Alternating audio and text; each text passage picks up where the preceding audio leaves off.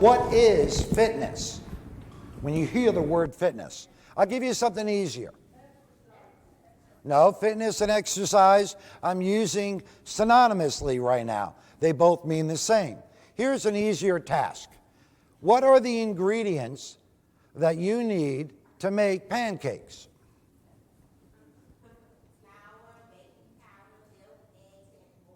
Perfect. So that was pretty fast.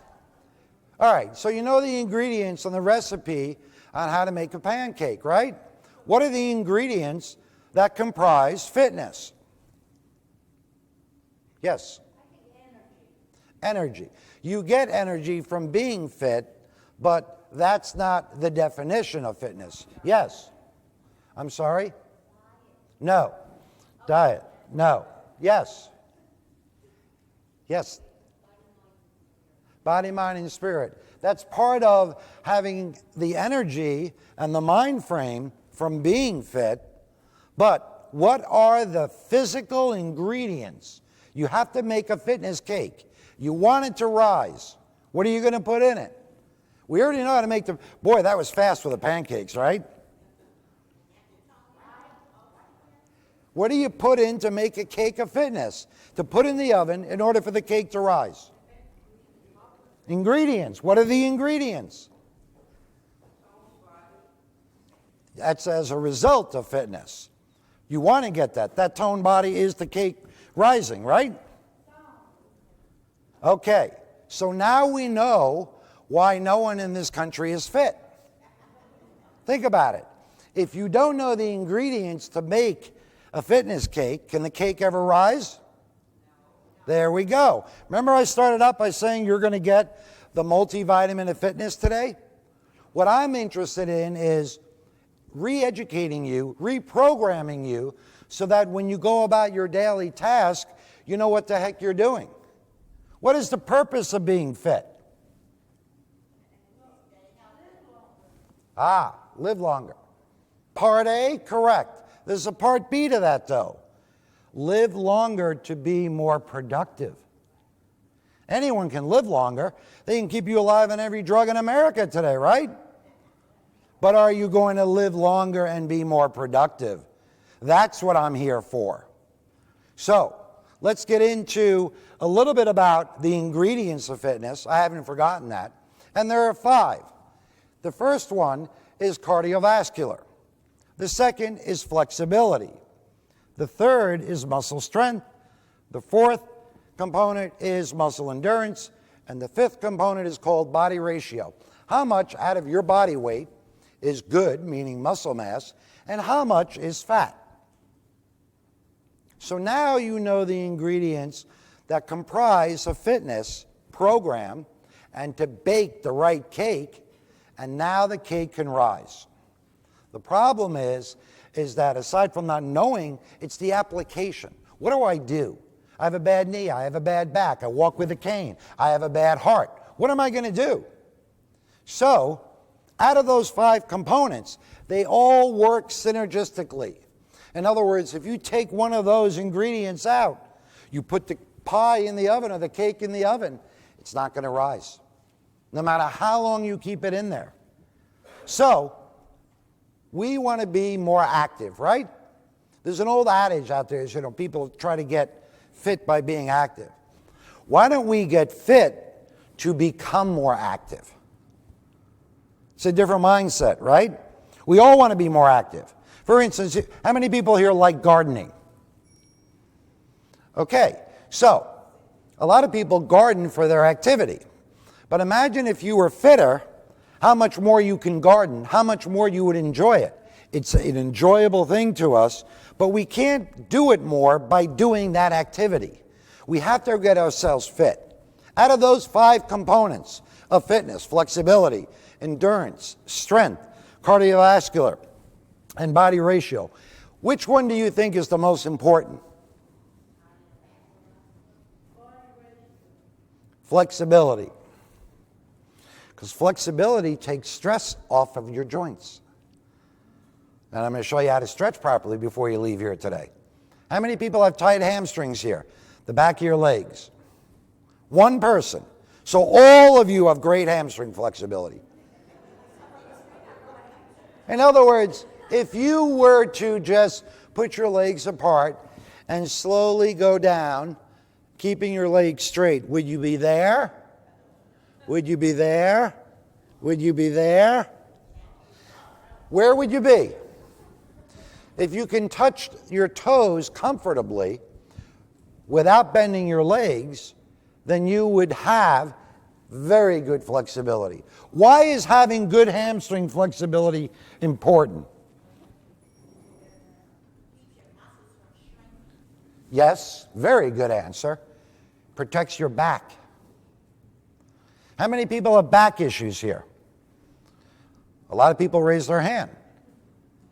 Tight hamstrings is married to back issue.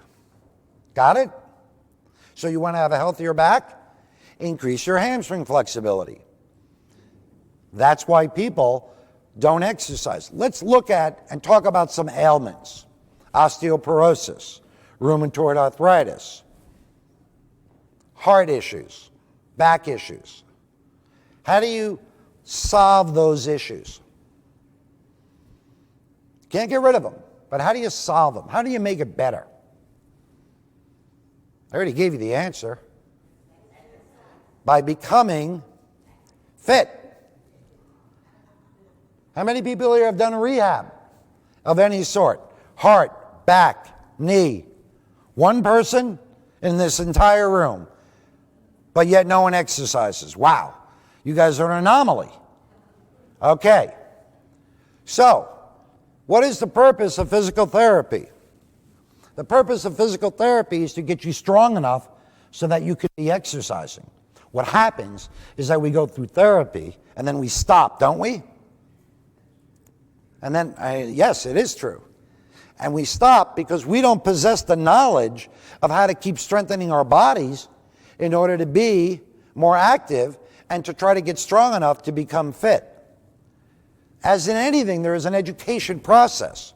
And there's so many materials out there of everything what you read. For instance, everyone reads that we need to have, if you have more muscle, you burn more fat, correct?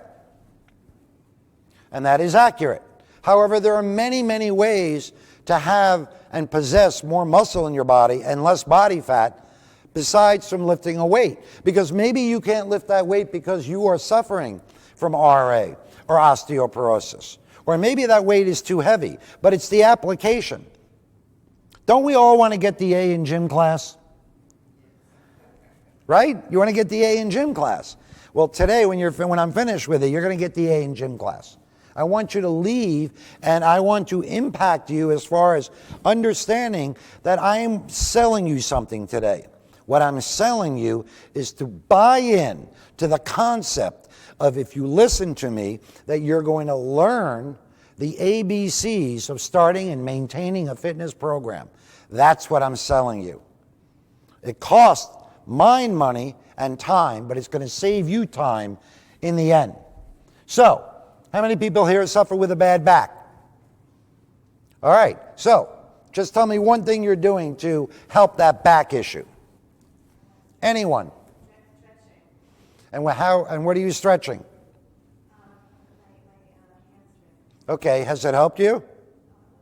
Okay, and how often do you stretch?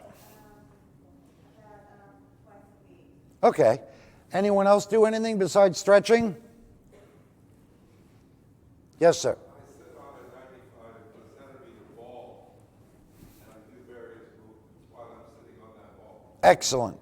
Has it proven to be helpful somewhat? Good. All right, so as we become older, we lose motivation. Would you guys agree? We do, right? Wouldn't it be nice to have a helping hand, to have an Edward in your life? Well, I'm going to try to give you that information so that I'm resonating in your mind and that you can remember that.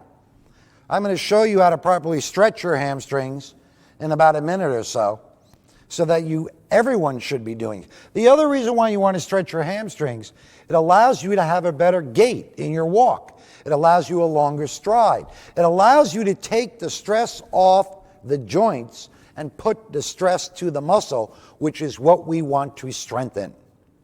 How many people here exercise 1 day a week, 2 days a week, 3 days a week, 4 days a week, 5 days a week? Okay, so I find it interesting that none of you could tell me the components of exercise, but yet some or half of you are working out. So my next question to you is what are you doing when you're exercising? Remember we talked about getting the A in gym class, the multivitamin of fitness? So you're exercising, right, once a week? What are you doing? Just the bends. You're bending, meaning what? Show me. Okay, so you're just, that's not exercise. That's part of stretching though, right? Right, so that, would you consider that exercise? I don't want to judge it. How about you guys? Is that exercise? No. I already told you what the definition of exercise is. It's when you do cardiovascular, flexibility, strength, endurance, and body ratio. So let's ask this again. Is that exercise? Good. That's why it's not effective. That's why you can't touch your toes yet, can you? When? No. No, what I'm saying is that why are you doing that? It just Feels good? Okay, so do you suffer from any medical conditions? they say I have arthritis. All right, well, everyone does in our bodies. Okay, but other than that, you're pretty healthy. So do you walk at all? Yeah, usually I walk up here. Okay, and how far is that? From FDR, drive up here, then back. Okay, but she failed to mention that, right? So you are doing cardio, and you're doing somewhat of flexibility. See, now we're getting somewhere. What I want you to do is do it all together. Warm up your body first, then stretch. You jump rope. Now she's into jumping rope. So from the beginning, I've been skating for 3 years, but I still jump rope. well, that's great. So we know if you're jumping rope that your arthritis isn't that bad. Otherwise, right? See, we can do a lot more than we think we can. That's phenomenal that you're doing that. Now you want to put it all together. And how do you put it all together?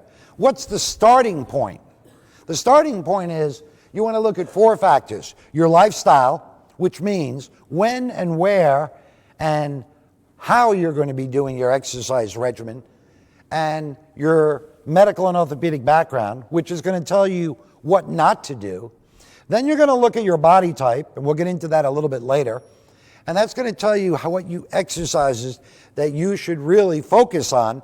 And then we're going to look at your current level of fitness and motivation, because that's going to tell you the starting point. Do I start out mild, moderate, or intensity? Or real intense? So you're someone who's fitter than you have made us to believe, which is wonderful. You're already jumping rope. How many other people in here are jumping rope? No one. By the way, jumping rope, you can do it, is the best exercise to combat osteoporosis. Number 1 in the world. And you can start out slowly. But you want to look at those factors that I'm just talking about. No one in this room is really that overweight, which is phenomenal to see. So all of you guys are moving, right? You're walking, you're moving. So do you want to get to a better place? I don't know. I can't answer for you. Do you want to go to a better place? Okay. That's why you're here, right? All right. One of the reasons why you're here. Yes. Exactly. We call it nirvana, that nirvana called fitness. How do you get there? Okay, so can you stand up again and do that stretch for us? Come on all the way. Come on up here with me if you can. How old are you? 77. 77. We should be like that, right?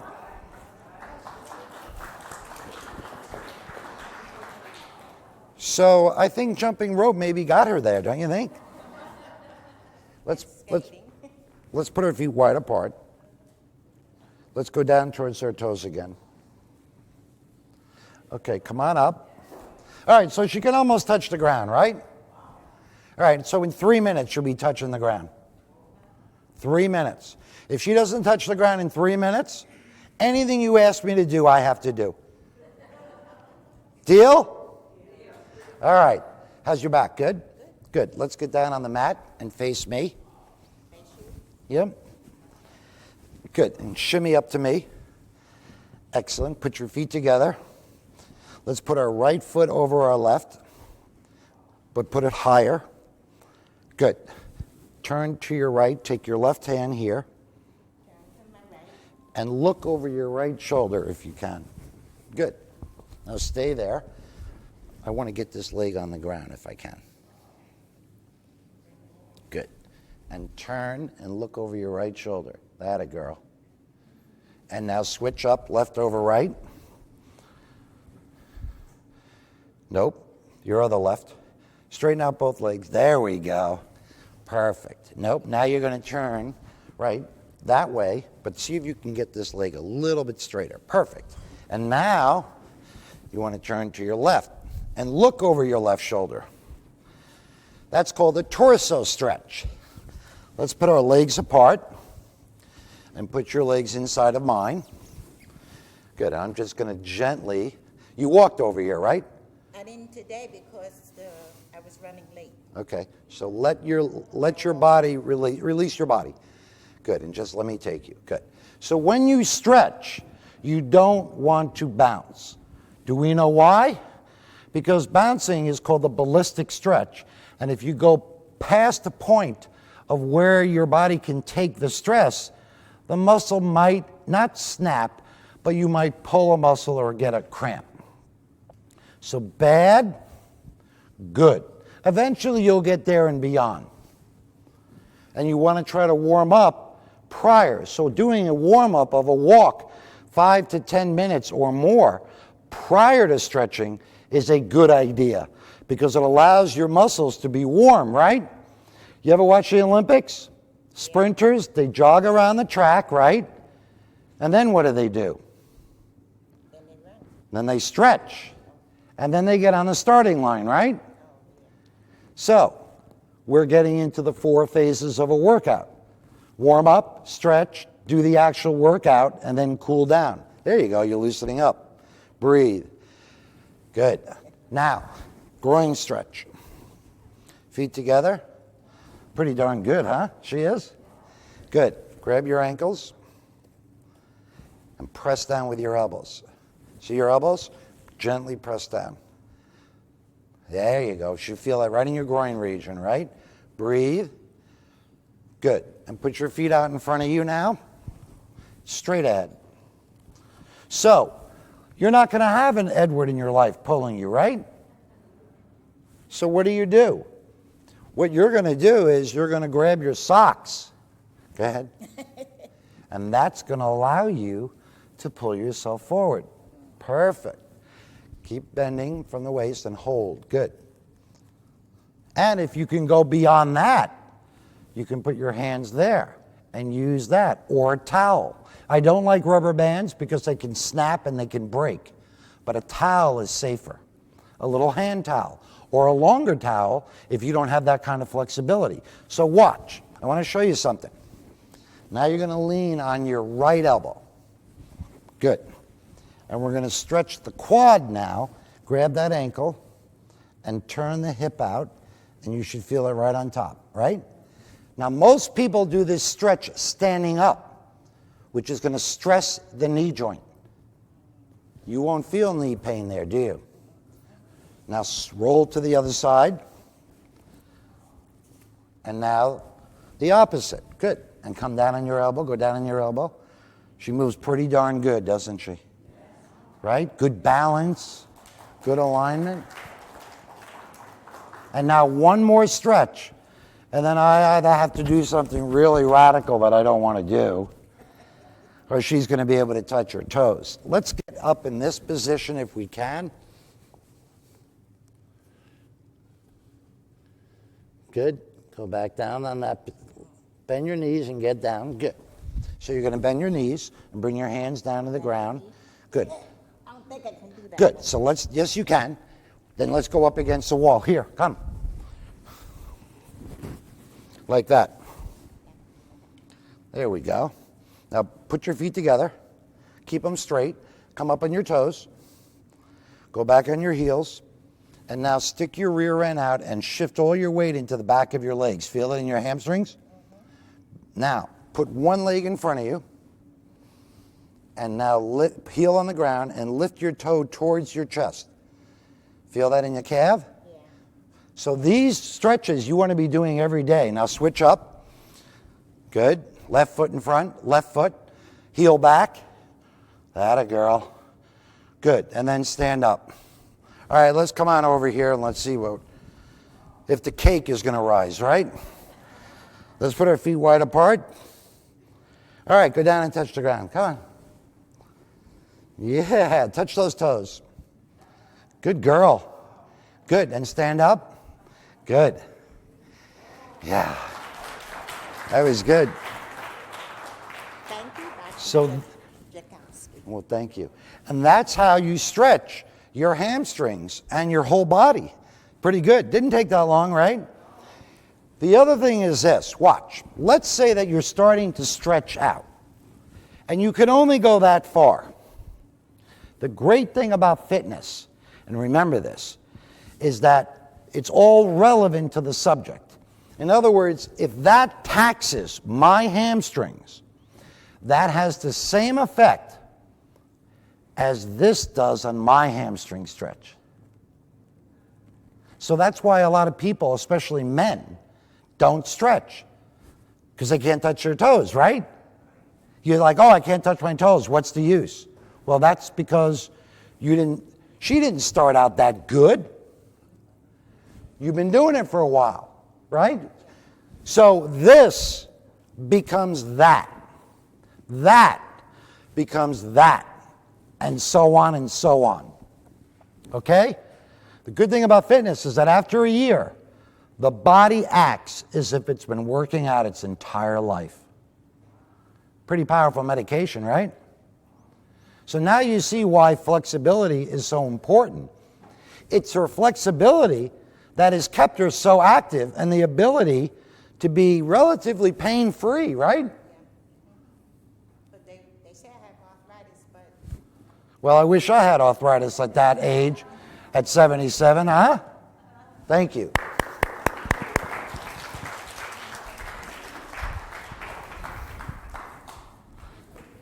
Don't worry, I've got plenty in store for you today. Plenty more. All right, I need you to interact with me a little bit. I need you to start asking me questions that are relevant to your issues, to your problems, to your ailments. Go ahead. So everyone's perfect. I can go? Yes.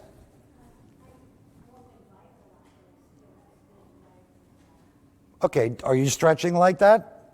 Well, now you know how to help remedy that, right? So when you don't stretch and you're exercising and walking a lot, the stress goes more to the joint than it does the muscle, and the muscles shorten. They don't shrink, they just shorten. The muscles shrink what is called this atrophy, and that's when we don't use them. Okay? So we want to stretch after you do that cardio. That's important. Okay? Next. So you feel soreness in your legs after using them, right? Before. Okay, so you need to warm up and stretch. Do you have rheumatoid arthritis? A little bit. Well, let's talk about that. Because everyone pretty much has some form of arthritis in your bodies after 40 years old. Okay?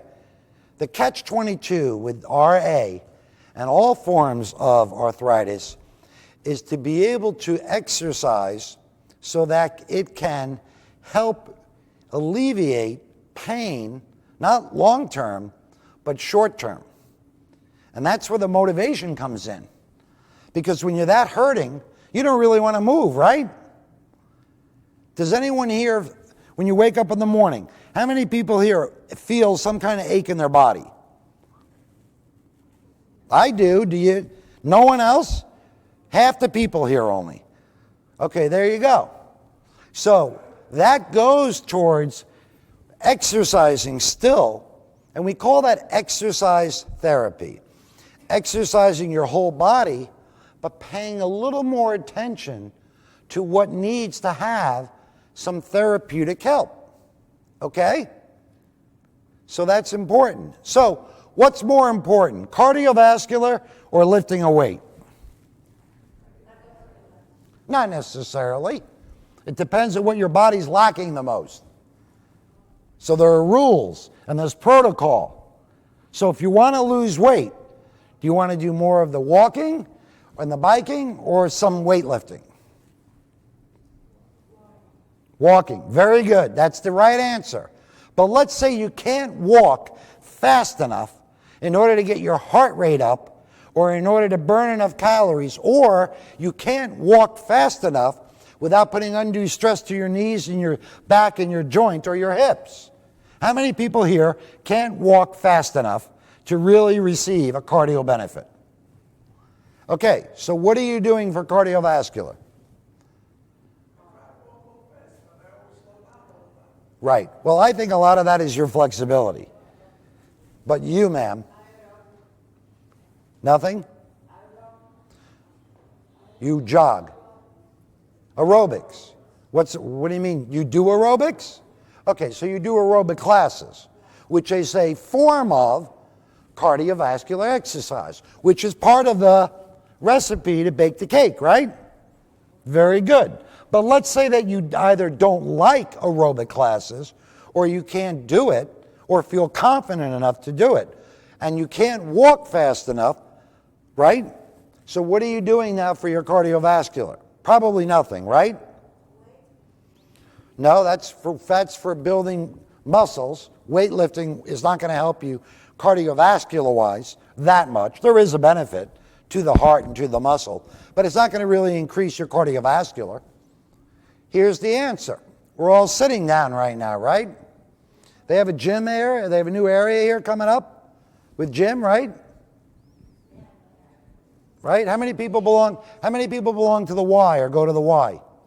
There you go. So there you go. So what you're going to do is you're going to get on a recumbent bicycle. You know what that is? It's a bicycle that you sit in, and it supports your back. And you lean back in it, and you're able to move your legs. That's called a recumbent bike. It's made for people with knee issues, back issues, who can't walk fast enough in order to receive the fitness benefit from walking. Does anyone know anything about your heart rate when you exercise? Have you heard of in your zone? You're in your zone. No? They have a printout of it there, right? Okay, so in your zone means that you're getting your heart rate up high enough to receive health and cardiovascular benefit. And you figure out your zone by taking your age and minusing it by 220 and timesing it by 50% for people that are not fit and 70% for people that are somewhat fit. And that's the number that should be showing up, beats per minute, each and every time you're doing any type of exercise. And you want to sustain that 50 to 70% for 1 minute, to 5 minutes, to 10 minutes, and get it up to 30 minutes. How many people walk here for 10 minutes or more? You all do, right? Well, guess what?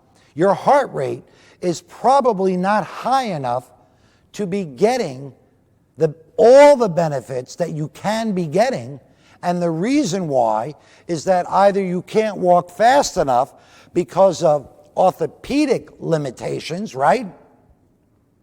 Yes or no? Thank you. So how do you get that benefit? Well, you get that benefit by getting on a recumbent bicycle. And if you don't have access to one of those, you ever see those peddlers where they just have a pedal on one end and a pedal on the other, and they're about this big? You can do it with your hands or your legs. They're relatively inexpensive, $20, $30, less than half a meal in Manhattan. That's what you want to invest in, a peddler. And you can do it right at home. So there's so many things that you could be doing more of that you're just unconscious of. You're not thinking of it. You think, oh, if I'm active, I get out today, or I didn't get out today. No, you got to get outside. You got to get moving. But you can't get moving if you don't have a game plan, right? You got to have that game plan. So who here has weak abdominals? I want you with the bad back. I'm Edward. Hi, Gail. Gail, how are you? How old are you, Gail? I'm 40 plus. Okay. Lie down flat on your back. The other way, where you're able to see it right. And you can sit up there. Let's put our legs apart a little bit. And let's stretch our hamstrings. Legs apart and legs straight. And let's stretch our hamstrings. No. Stretch your hamstrings. Yeah, that's it. Good. Well, she was paying attention. Right? Good. That's pretty good. All right, so what back issues do you have? Any surgeries? And so who diagnosed you? Self-diagnosis? You had an MRI. And what did they tell you? L4, L5 region? Okay. But do you have a herniated disc? Okay. So what are you doing now? You said you're stretching like that. And what are you doing for your abs? Yoga. No. That's not. I mean exercises. Yoga is a form of range of motion. All right, but you don't really. All right, so do a sit-up for me that you do. This is good. Okay, good. So are we watching this? Okay, so in everyone's minds, except for science, that's a sit-up. That's what is called a crunch. But we use sit-ups synonymously with crunches, don't we? Because everyone thought that was a sit-up, right? Until I broke her heart. So bend your legs. Good. Lie down. Good. Let's take our hands like so. And lock your thumbs together. Put your hands behind you. And I'm not going to hold your feet. I'm just going to balance you. And bring your arms all the way up. And do a full sit-up. Come all the way up. Good. And go down, right. And swing your arms forward. Good. And come up. A little swifter, please. Good. And rest. That is a sit-up. You can see the difference, right? As long as you're not locking and anchoring your feet, the stress is not going to go to the back, as that didn't bother your back, did it? And it won't. But a lot of you may not even be ready for that, right?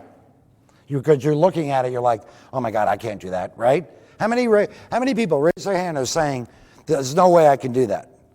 A lot of people, right? Okay, good.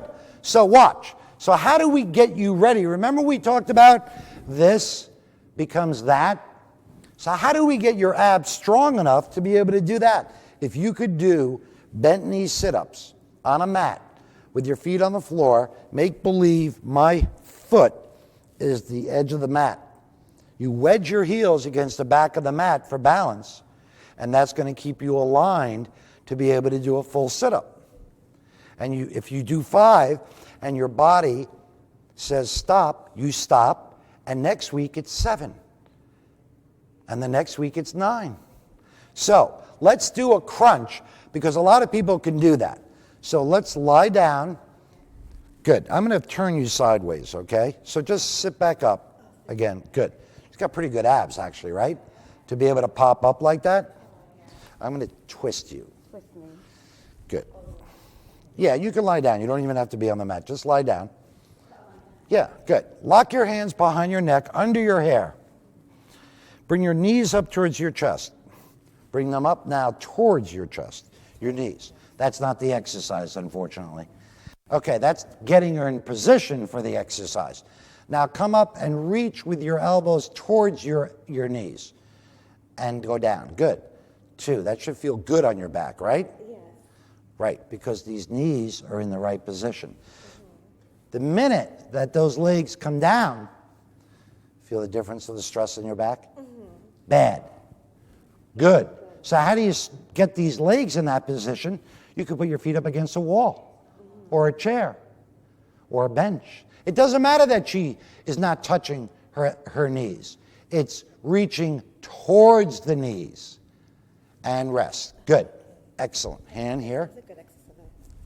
Very good. Thank you. So those are some examples of what you can be doing more so.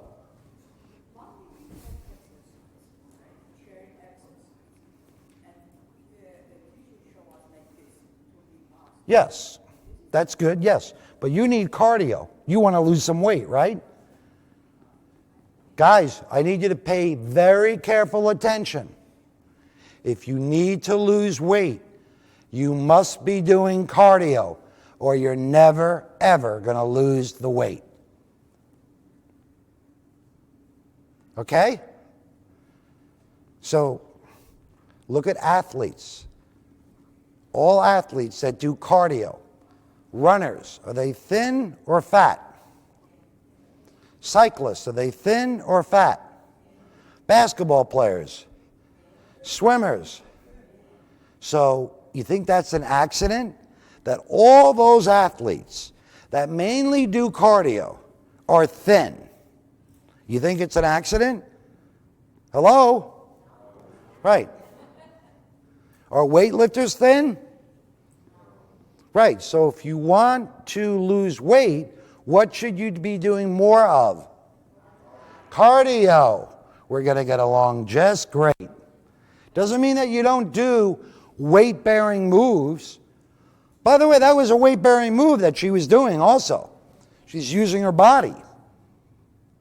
Weight-bearing moves come in many different forms. You get benefit weight-bearing on your body by doing a stationary bike. Not as much as walking, but you're still receiving the benefit. Remember, exercise is cumulative. It adds up, just like not doing it is cumulative, right, guys? In other words, you don't become unfit by not working out for a month. You become unfit by not working out for many months. Just as you don't become fit in a month, but it helps and it adds, right? We want to take baby steps. We have become a nation where if we can't get it right away, we just discard it. Here's another thing. You don't have to like it to do it.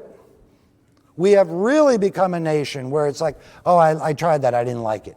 Yes, you ADD plus exponential forget-me-not person. You tried it for 3 minutes out of your life. Look, none of you guys wanted people with a cane or people with a handicap today or people with a medical or an orthopedic condition. Did you really enjoy coming here? But you got here, right? Sometimes we do things that we don't like, but they're good for us. And that's a mindset. So that's a focus. All right, questions. We got about 10 minutes left, guys. I need questions to help you. What else do we need help in today? If you're overweight, you should work out 4 to 5 days a week. If you're just looking to build strength and your scale weight is good, 3 days a week, and some light stretching in between. Depending upon how fit you are. You want to work out eventually up to 45 minutes. And out of that 45 minutes, you have to decide how much should be cardio, right? How much should be stretching, how much should be abdominal work, and how much should be strengthening. And your body type, now we're going to get into that. Your body type dictates that. So, dieting is not the answer, but movement is. I want you to be thinking about eating as much as you're active. So how much fuel, how much food do you think you really need to marry and match your activity and fitness level a day? So what did you do today fitness-wise?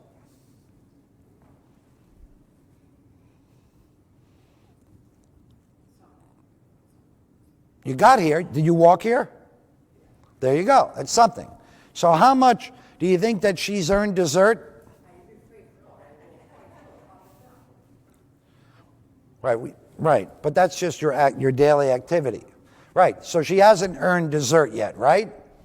But if you got on a stationary bike for 10 minutes, did some stretches, did a couple sit-ups, now you can eat that dessert. Not only guilt-free, but the scale is not going to move up. So you can enjoy the things that you want. And moderation is so overused. Moderation does not mean you can have it every day, just a small amount. Yes? Is it better to have a workout buddy or do it yourself? Well, that's an excellent question. Is it better to have a workout buddy than do it yourself? Obviously, anytime you have support, you're going to do better. You think you guys would work out every day if you had me in your house? You would, right? Of course you would. But what happens if that buddy can't show up? Typically, when people rely on a workout buddy, when he or she doesn't show up, either does you. However, if you can motivate yourself to work out on your own and then occasionally get together with someone, then yes. And if you both have the same exact schedule, then that could be a nice marriage, right? But how many people here have the same exact schedule to be able to work out at the same time every day, every week? Not a lot. You want to become independent of people, but yet somewhat dependent based upon your budget, based upon your needs and your goals. There's a book I want you to all get. It's called Escape Your Shape, if you can remember that. It's one of a number of books that I've written. Escape Your Shape. You can get it on Amazon. It's like $10, $11 on Amazon. It's an appetizer here in Manhattan. That will tell you everything about body types. It will review everything that I'm talking to you about today. How to warm up, how to stretch. What do you need? How much do you need? How to do all the stretches, how to do all those ab exercises. All right, I'm going to ask you a question. What is your name? Yes. No, you. Madeline? Hi, Madeline. What do you do fitness-wise right now? Well, I walk here and walk back. 10 blocks and 10 blocks. So that's a mile. That's good. And then I live in a place that has a circular path that if I do it 4 times, it's another mile. Good. So I try to do that extra one every day also, so that I can do 2 miles a day. And how often do you do that? Every day. When I come from here, I go Okay. So how long have you been doing that? about a year. Okay, good. So I'm going to look through a crystal ball and I'm going to tell you what's happened. You tell me if I'm somewhat accurate. In the first 3-4 months, you dropped some weight. Am I correct? None? No. Either you did or you didn't. That's okay. So you lost no weight. Okay. So why didn't she lose weight?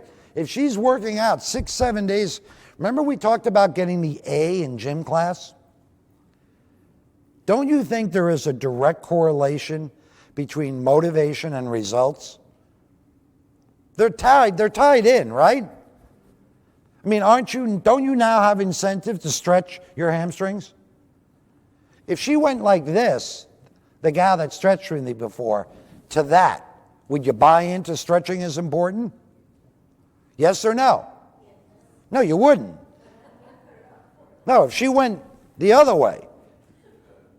But the fact that she was able to increase her range of motion didn't at least spark something in your brain that says, wow, I guess what this guy's talking about might be somewhat accurate, right? So you're not walking fast enough. So show me, walk in front of me right now, how fast you walk. How old are you, please? No, but a range. Are you a teenager? Are you a young adult? I'm in my Okay, so that's it, right? Okay, why? Yeah. Okay, so with her, it's not a physical thing, it's a this thing. You don't want to be inconvenienced, do you? Maybe not. That's okay. I'm not judging it. I want to help it. And by you being truthful with me as you are, now I can help you. So, do you go to a gym? No, so they come to me. Good. All right, so now I want you on a recumbent bike. Because now you can go faster. So walking may not be comfortable for you. Is it comfortable when you walk fast? In other words, walk faster. It's not interesting. Okay, so it's not interesting. Okay, so you know what? It becomes boring. So this is what you need to do. You need to stimulate yourself while you're exercising. So a peddler in front of a television or a peddler reading something or is going to stimulate. You like to read? There you go. So now we figured out what buttons to push with you, Madeline. And so now you can be more aggressive and burn more calories. That's a passive exercise mentality which only gets passive results. I want a lot better results. Because with all that time you're putting in, you should at least be losing some weight, right? So now when you go and exercise, try to remind yourself, let me push myself a little bit more. Let me push, and that's a learned trait, by the way. Learning how to, thank you, by the way, that was good. Learning how to exercise with the proper intensity is also a reason why people don't get to their fitness goals. So she's healthy. She's receiving the health benefit, the fitness benefit, but she's not receiving the third benefit of fitness, the aesthetic benefit. So isn't that called the A in gym class? Isn't that part of the multivitamin of fitness, guys? But within limitations. You're not going to take a passive exerciser and make them an A+ personality type. You're not. But we can maybe go from C- to a B, personality-wise, personality type-wise. Got it? And now you know. Let me push myself a little bit more. Even if it's only in increments or short spurts. Go like this. All right. And then slow down. And then speed up. And that's called interval training. You've heard of it, right? Has everyone heard of the term interval training? It's either yes or no. Okay, so you want to know what it is? Good. Intervals mean types of intensity measured. So when Madeline was walking, very nice, I love life. We want now Madeline to do, I'm a little tired. Let me slow down. I caught my breath. Slow, fast, slow, fast. Different intervals of intensity, which burns more calories, right? Right. Cross training. You know what cross training is? Cross training is if Madeline walked and did a stationary bike, she's crossing over to another type of exercise using different muscle groups so the body receives that benefit. So between cross training and interval training, you couldn't have it any other way that would be better for you. And it doesn't matter where you start out at. You could walk on a treadmill at 2.0 miles an hour. And if that gets your heart rate up into your zone, you're receiving the same benefit as if I have to jog at 8 miles an hour. That's wild, isn't it? If your body can do one push-up, and that's all it can do, you receive the same health and fitness benefit as a guy who can do 50 push-ups. Isn't that great to know? Because you taxed and maxed out what your body was able to do. The key is not to stay at that one push-up level. And Madeline, you're staying at the one push-up level. We want to get you to the 5 push-up level, the 7 with her speed. Got it? Because what happens is that if you burn, let's say you walk a half hour and you burn 20 calories, doesn't matter what the number is. As you become more fit, that same period of time, 3 months later, you're only burning 5 calories. That sucks, doesn't it? It's the only one downside to fitness in the world. One thing, I'm not even going to call it negative, is that you have to keep pushing yourself increasing intensity to keep receiving the same benefits. And that is more of a mental thing. Everyone understand that? Yes.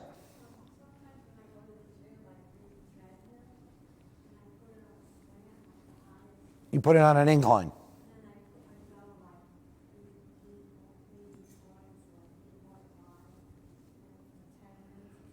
Perfect.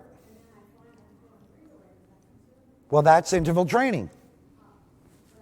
Isn't it more taxing to do it on an incline than flat? Well, you're at a different interval.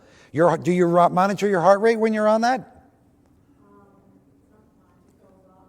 Right. When you go up, the heart rate goes up, right? Right. Don't worry about how many calories you're burning. Don't be obsessed with that. Just like don't worry about how many calories you're eating every day. Oh my God, am I counting this? You know that if you're eating properly, you know if you're exercising, you're sweating, and you're out of breath, but not too much out of breath, you're receiving a benefit. Yes?